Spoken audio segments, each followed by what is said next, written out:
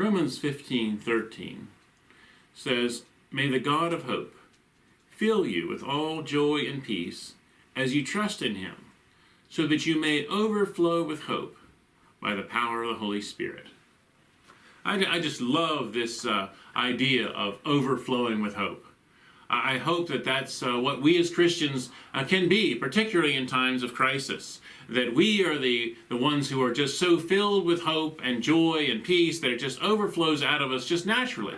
And without us trying to think, well, maybe I should witness to so-and-so, maybe I should do this because it would be the right thing. But just naturally allowing our hope to overflow from us and then to be able to connect to other people. Now, there are signs of hope in our society right now. Things are improving in some ways with regards to the coronavirus. We're getting more of a handle on it medically, but there's still significant issues that need to be overcome. And so as we continue to overcome them, yes, we need to be constantly aware of the dangers and do what's right in terms of how we've been guided, but also to remember that we are beacons of hope, that we are to be overflowing with hope.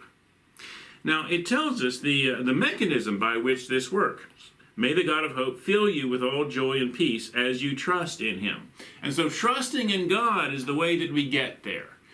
When we trust in God, this brings to us a joy, and it brings to us peace, and these two things together are what help us to have that hope inside us that begins to overflow and then spills out to the rest of the world. Now, trusting in God shouldn't merely be taken as an intellectual process that, I think God is real. That's not trusting in God. No, that's the very basic beginnings that starts the process by which you can reach a trust in God. But a trust in God is to be active. Is to know that what we believe is true for us and is in a way that we can share it with others and we can make a change in the world. And so we must be active in our faith. When we are powerless with our faith, when we feel powerless against a situation, it creates depression. And when we feel that we have something that we can do, some way in which we can come against this crisis, or some way in which our faith matters and it connects to the world, well, this is where we just naturally are filled with hope. And so as we see these signs of hope and recognize what's going on in the world, I want us to remember the words of Desmond Tutu. He was a bishop in South Africa, and he said this: "Hope is being able to see that there is light despite all the darkness."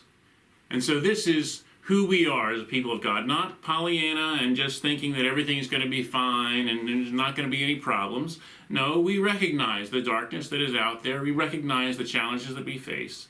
But because of our trust in God, we are filled with joy and peace, and we are overflowing with hope.